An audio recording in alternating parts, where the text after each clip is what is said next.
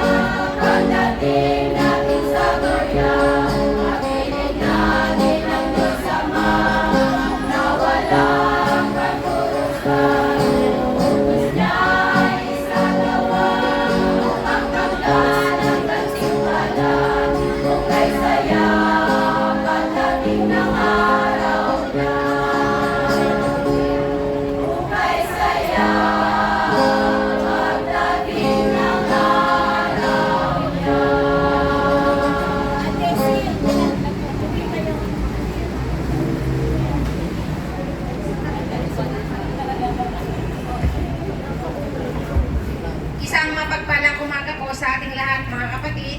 Sa ngalan ng nag-isang Diyos Ama, Anak at ng Espiritu Santo na siyang nagbuklod sa atin upang makiisa sa ating ika-23 anibersaryo ng chapter.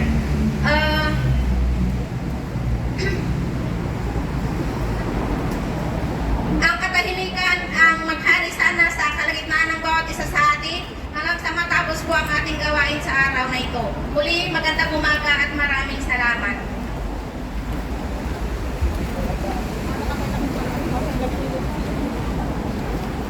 Hello. Magandang umaga po sa ating lahat, mga kapatid. Sumapit na po ang oras ng ating pagsisimula sa ating paglilingkod sa mahal na Panginoon sa oras na ito. At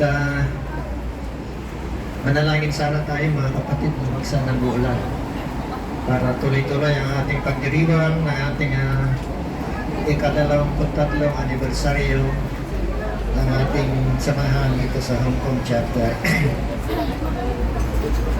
Mga kapatid, manalangin po tayo at tulungan po natin ang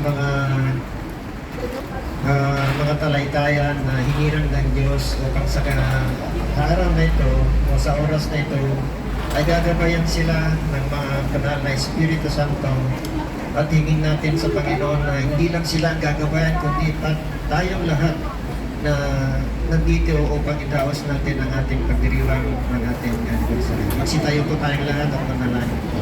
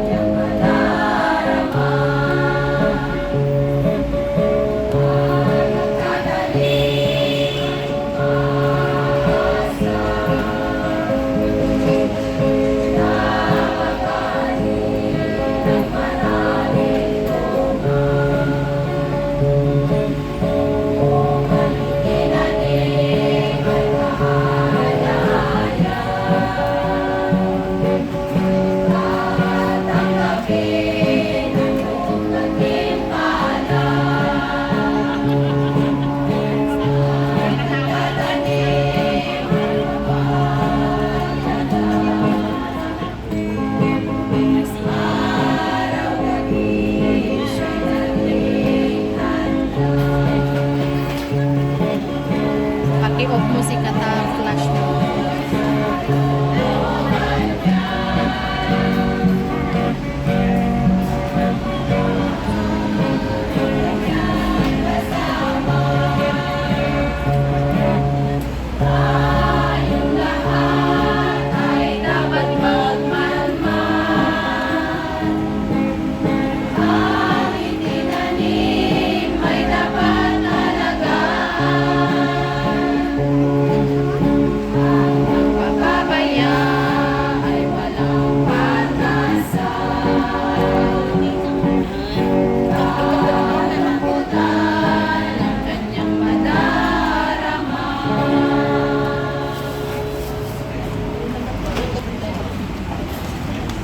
Hermanas.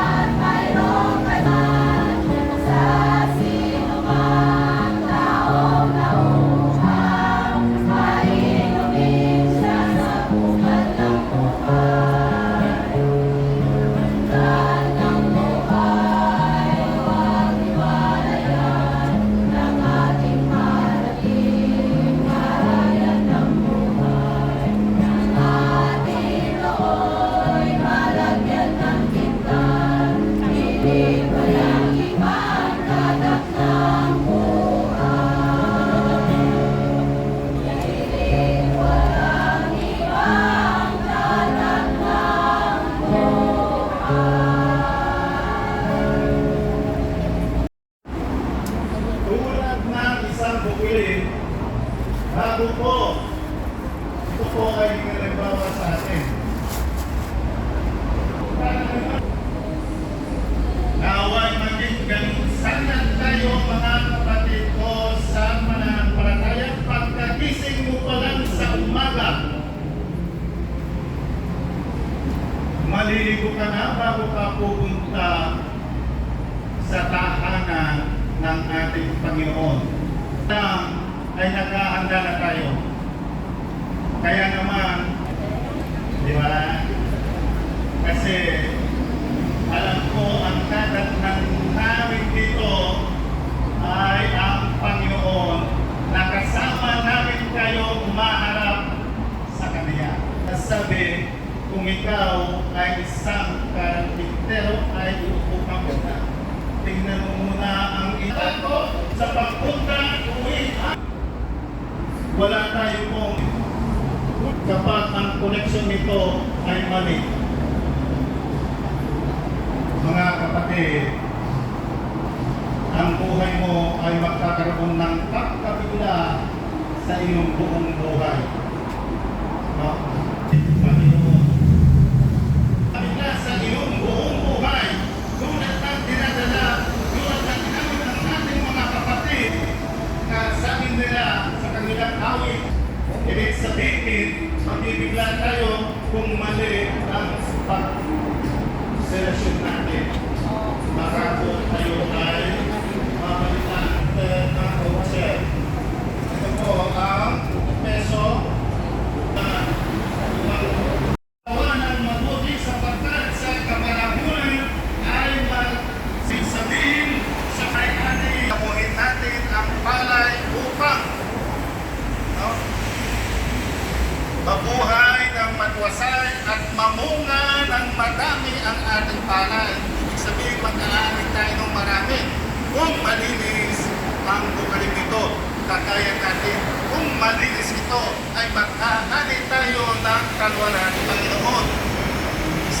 na lamang po. Kaya nga, isang verse lang pala.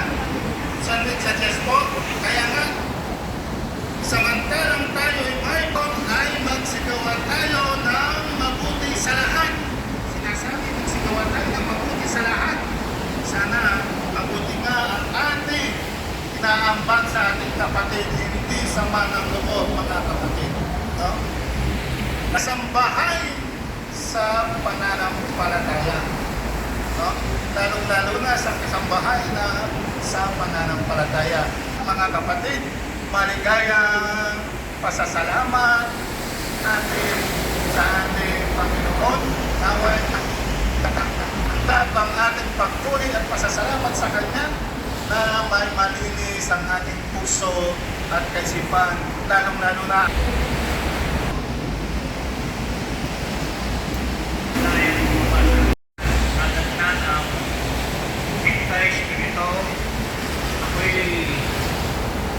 babati lang po at pagbibigay ng konting mensahe dahil medyo hindi ko na ilang po na nasyado. Para sa ating sa ating version pakinggan na tayo naman. 23. Brother Robert Ortiz, 23. Pero actually, bago tayo ng Spirit 93. Kaya ngayon po mga kapatid, pag hindi na po tayo kailangan magbibigay ng pag-aaral, hindi na kasi pagod ako, ayaw kong madaya kayo. Kasi pagod ako mga mamaya, ano lang masabi sa inyo. Ganun din ang video. Pag pagod ka, at tanamisip mo, tanda ka na. Ngayon po mga kapatid, sabi ng nauna sa akin, yung paggawa ng pagkukuyan sa ating kapwa, sa ating kapatid. At lalong-lalo na sabi niya, yung pagmamahal sa kapwa sa iglesia. Kung minandatunate, bago bibigay sa iba, ibigay mo na sa kapatid na sa pananampalataya. Siguro po kung kaya naman na sinay galang, ilang po importante. Kaya sabi na po yun. Bakit? Ito, ang mga pamilya sa kapatid ko, hindi na makakalimutan yun. Lalo na kung ginawa ka ng reference sa bangko, umayong ka. Sobrang yun, hindi na makakalimutan. Pero kung hindi na pinagbigyan, Hindi mo rin makakalimutan. Hindi na pupunta sa charge. Totoo.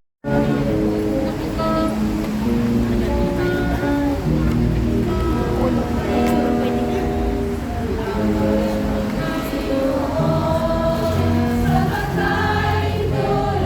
po.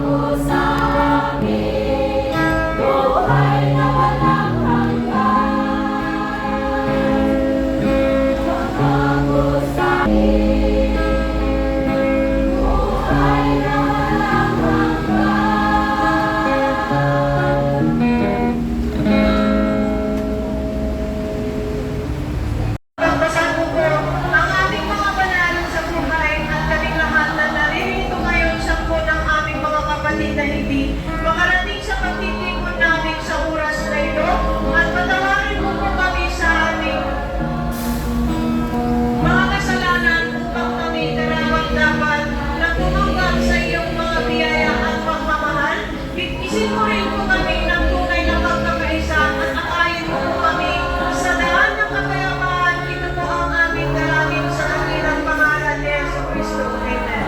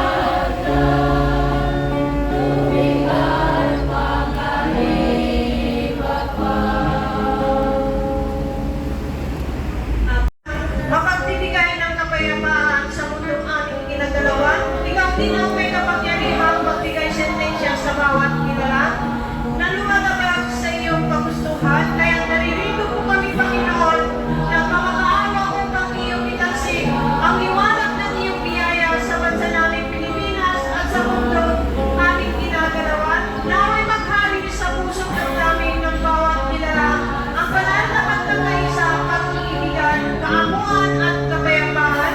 Ibasbas mo po, Panginoon, ang 47 proyekto sa sanlibutan ito upang kami ay maligtas sa anumang kapahamakan na darating sa aming pang-araw-araw na pamumuhay. Patnubayan mo po ang aming mga mahal sa buhay at iligtas sa anumang panganib. Ganun din po sa aming lahat na naghahanap buhay sa lugar na ito. Patnubayan mo po kami, Panginoong Diyos. Bigyan niyo po kami ng kabaitan at sagat na biyaya upang makasunod kami sa iyong palatuntunan at sa aming tungkulin bilang isang anak na iyong itinira. Ito po ang aming kahilingan sa pangalan ng aming Panginoong Yesus sa aming nakapagligtas. Amen.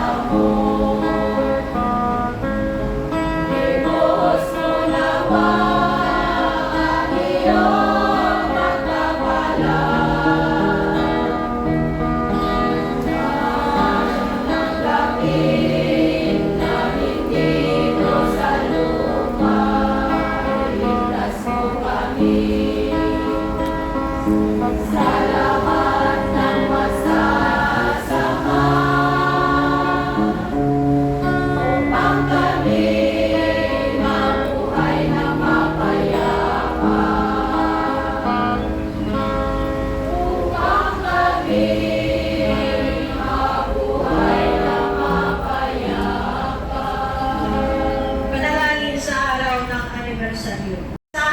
kasaysayan, pinagmulan ng aming nakaraan, sa aming pag-alaala sa 23 taong pagtatatag ng aming samahang UACFI Hong Kong chapter. Inihahandog namin sa iyo ang aming wagas na pagsamba, pasasalamat at maraming salamat sa mga naunang bumuo at nag-aruga ng pananampalatayang ito dito sa ibang bansa upang higit ka pa namin makilala at mahubog sa tunay na pagkilala sa iyo at upang higit na matutunan na isabuhay ang mga turo at utos ng aming Panginoong Jesucristo, na ibigin ang aming kapwa at ibahagi ang mensahe ng iyong salita. Naway patuloy mo kaming gabayan, ingatan at alagayan, tunay ng walang kaming naitutubas sa napakadakila at napakalaging pag-ibig mo sa amin. Kalapit ng aming pangako kami mananatiling tapat sa pagtupad sa aming mga tungkuling na iatak sa amin, maging matatag at masigasig sa kabila ng mga tiisin. Salamat Ama na kami ay sasamahan upang matagumpay namin ipagdiwang ang aming anibersaryo sa araw na ito. Sa iyo ang maghaharing ang kapangyarihan at ang kalwalhatian at sa pangalan ng aming Panginoong Jesucristo. Amen.